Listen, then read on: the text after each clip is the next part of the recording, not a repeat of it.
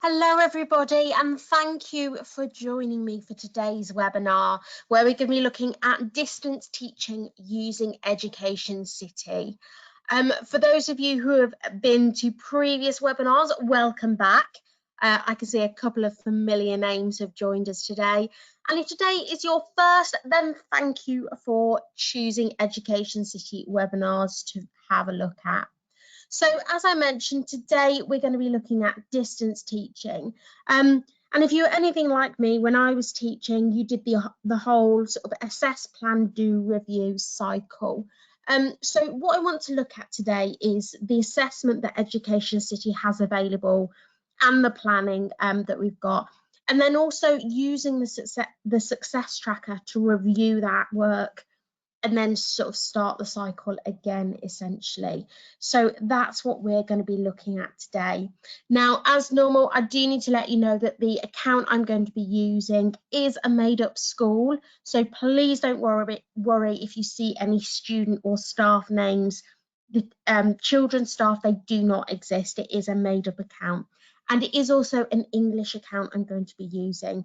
But don't worry if you are joining us from Scotland, Northern Ireland, Wales, anywhere else, I will point out the areas that may be slightly different for you. And finally, if you have got any questions for me, please do wait until the end where you can send them through to my email address, and I would love to answer those for you. Okay, let's get started then. Head over to EducationCity. Here we are, and just log in there, and here we are at the home page. Now, I am going to be using the new view homepage here, but you can link back to the last one just there. And obviously, if you're on the old homepage, you can click there to link to the new page as well. So we've got our homepage, we've got all our tools as repeated down the left-hand side, and you've got sort of your access to your students here, and you can have a look at which avatars they've chosen for the day, things like that. Now, as I mentioned, we start off our cycle with assessment. EducationCity has some fantastic assessments, brand new for the academic year. Obviously, you can choose for your class or your group of students. Do not worry if you don't understand how to create a group.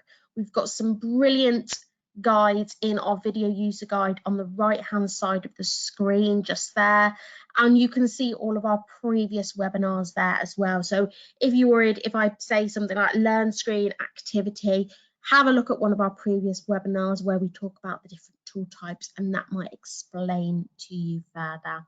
But you can also type in things like groups and it will talk you through that. There we go, just there, and that's the video user guide. There it is. So we can go back to our assessment for a class or a group. Just for today, I'm going to go for a class. There we go. And then you can have a look for your academic level. So EducationCity assessments come from year 1 to year 6. Now, if you're joining us from Scotland, that would be P2 to P7. And they cover English, maths and science, as you can see there. Now in English, we have reading comprehension, grammar and punctuation, and some spelling assessments in there. Maths, you'll find formative assessments as well as end of year tests, and there's a few unit assessments. And we've also got some science end of year tests. So really good if you're a science coordinator and you can sort of assess what the children know at the end of the year. I'm going to head to maths, and you can see now year 3 we've got these unit assessments just here for these different subject areas, and maybe I will pop one in for fractions as an example. Now the great thing about EducationCity assessments, if you didn't know already, is that they are all marked for you. Because they're done online, children can log into their accounts, complete the assessment, they're marked as they go along. And at the very end, that score will go into the success tracker, which I'll come to a little bit later on. Also, some of the tools that we have, some of the assessments we have, I should say, such as the formative assessments, will provide students with an independent revision journal. And what that does is it looks for any gaps in a child's learning, and then it prescribes remedial content for the students and puts it straight into their logins. So, for example, if we do a fractions assessment, there we go, we can have a look at it just there as well if we want to preview. If we did our fractions assessment, and let's say there's a couple of grey areas there for some students, the computer may prescribe multiplication and division tools as sort of that basic foundation for understanding fractions, as well as some fraction tools. So it's a really, really useful tool, and obviously it saves teachers time as well. So let's click next and literally sort of talk you through here your who, your what, your when. Obviously you can pop dates in there, and you can go forward as well to different years if you want to start one, maybe at the beginning of next term to see what children are capable of. You can do that, and then you can give it a title. Now personally, I always find it useful if I pop in the date that it's been set for, because then you can keep coming back, and if you do the test more than once, or if you administer the test more than once, it means you can track pupil progress. So there we go, it gives us a summary at the end. We've got our who, our what, our when, and our title, and finish. And that's it. That is how you set an EducationCity assessment. So we've done our assess. Next step is probably plan. And what we can do here, we can head over to our MyCities. As you can see, they're just there, or you can head over just there. Now, if you didn't know already, EducationCity has upgraded all accounts with 24-hour access for students. So students can continue their learning at home. So as well as you doing this distant teaching, they've got that distance learning to do, sort of that continuity of learning as well. So here we are. I'm going to pop it in homework. I just think while they're at home, it's always worthwhile keeping it in homework so there's no confusion. And I'm going to create a new folder by clicking onto new homework.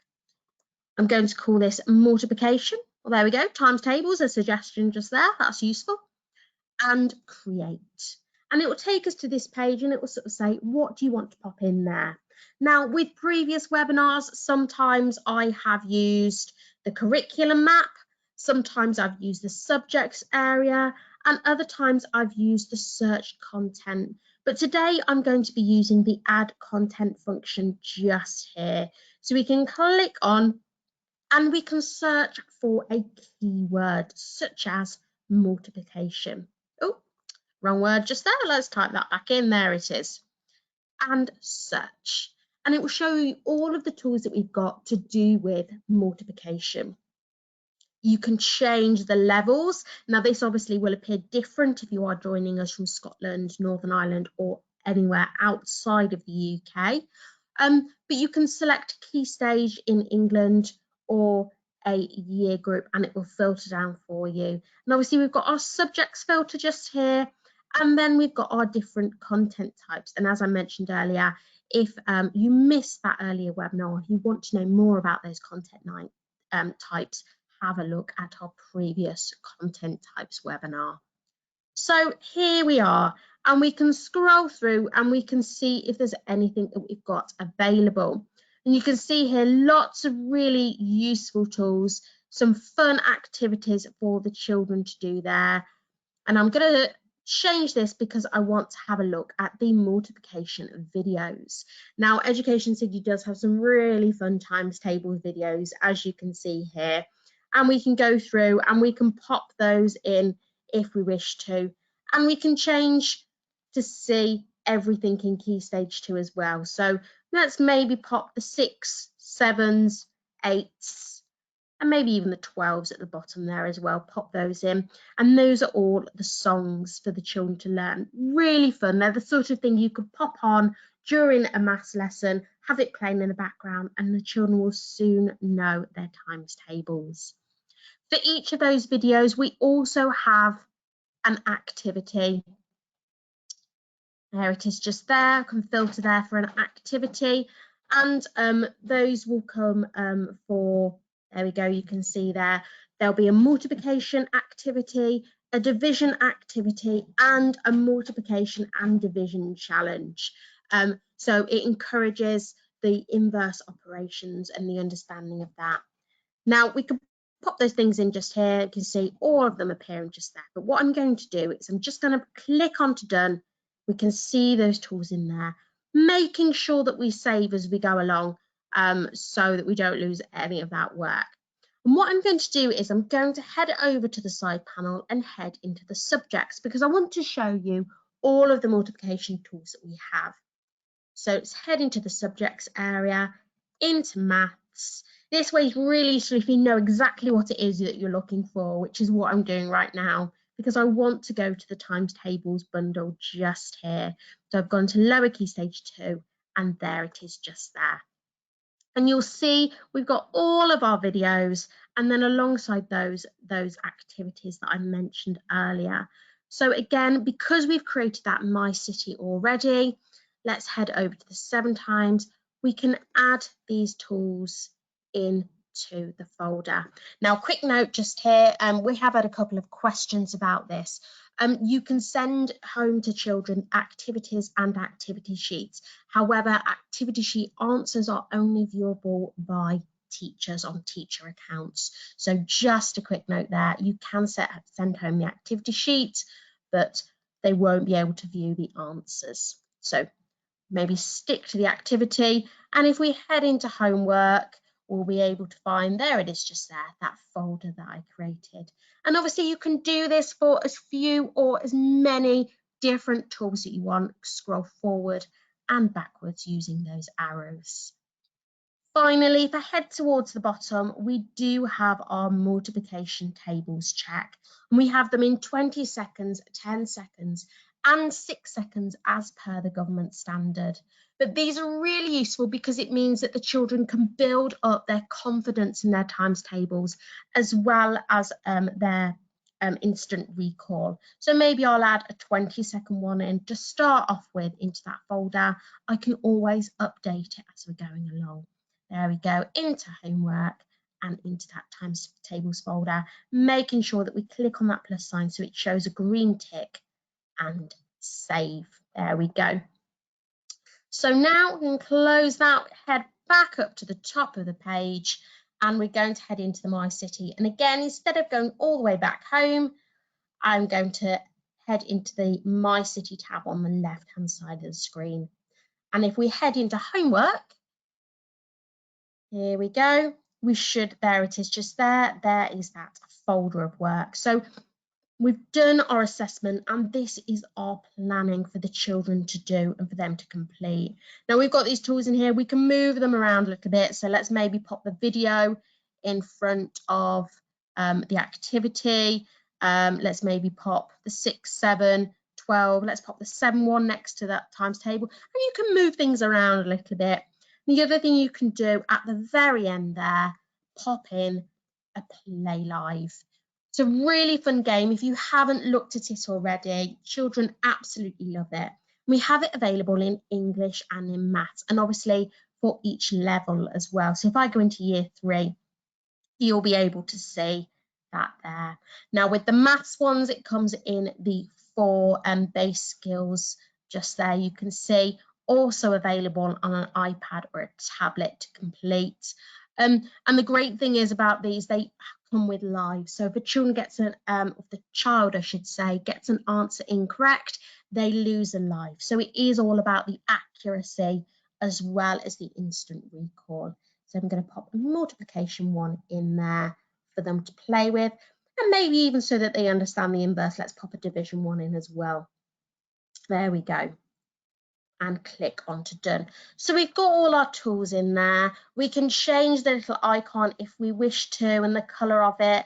Maybe like I had when I was teaching, you've got different colors associated with different subjects. You can do that if you need to. And you can also pop in a little note. So something like, please practice your times tables. You could pop in the number of times tables that you wanted them to do, and maybe just a little note there from their teacher. There we go. Oh, capital letter. There we are. And save. Now, the other thing I can do just here is I can lock it in an order if I wish to. But what I want the children to do here is just access this at will, go through anything that they want to, and just keep it quite open for them. So I'm going to leave it unsequenced. And when I head over to students, I can give this to my class just there. Now, you might go through and you might think, actually, I don't want Hannah doing this. I want her to do a different tool. And I can prescribe that particular child her own folder. And there's nothing to stop you from doing that as well if you want to prescribe each child a different folder full of maths, English and science work if you wish to.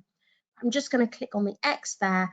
I haven't changed that class in any way. I haven't changed the group in any way. I've just slightly tweaked it just there and save. Now if I head into preferences, we can publish it to the students. You can schedule a time frame, but I want this to be sort of open access. So I'm going to leave it at publish indefinitely. And if I save, you can see it's there. The other tools that you've got in your preferences, you know your children. These are things like the minimum score. So again, if you're looking to get the best out of them, you may change that to a higher number. You can always change it to a lower number as you're going along. And then we've got things like for all of our activities, you can turn the countdown timer off if you wish to. Want them to really take their time with this and put in some effort. So I'm going to turn that off, but I can add some more time if I wish to. The other thing I'm going to do is turn off quit because I want them to keep having a go. I don't want them to quit an activity. I want to see what the children are capable of. And I'm going to leave a gain on because I want them to keep having a go and trying to improve their best score. Now at the bottom here, we've got our Play Live links. When the children log in, it does show their school name and their player name just there. Now you can turn those off if you wish to, but if you turn them both off, their scores won't be saved. So we might leave the school name on, which means that they can identify if they're playing against any of their classmates at the moment. So we'll leave that one on there. And again, making sure that we save. So we've done our assessment, we've done our planning from our assessment, ready for the children to do, and then we can review what they've done. And you can do that in two ways. Firstly, with the tracking tab just here, and you can have a look to see here the scores that they got in any activities just there. And maybe if they're all getting amber, they're not quite reaching that 85%, you've assessed that, you can go back into your planning and you can change the percentage to maybe a lower number just there, making sure that we save as we go along. And you can see now that has changed to 75%. So this is a really useful way of tracking A, what the children are doing when they're logging in, and B, where their difficulties lie, are they doing the work, and what their best scores are. Now, I did say that there was another way of finding out what the children have done, and that is our scores and reports. And this will take us through into our success tracker. Now, I'm going to go into student scores just here. And I'm going to look for the date when they completed the assessment. So this was an assessment that was completed at an earlier date. There we go, just there. And again, you've got your class, group or individual that you can filter through as well. So you can see now that was the assessment that was done and these are the scores that the children got. And we can filter through there. Henry only got 12%. Maybe you know that this is a particular area that Henry struggles with, and that is where prescribing remedial content for a single child in the MyCity comes in quite handy because you can filter it specifically for that child and really differentiate it. You can also go through and change the groups along. So I want to look at all the children in Ravenclaw, and we can update and just have a look at those students just there. The other thing we can do is we can head into that score and you can see all of the questions they got. the incorrectly answered questions, the correctly answered questions, and any that weren't attempted.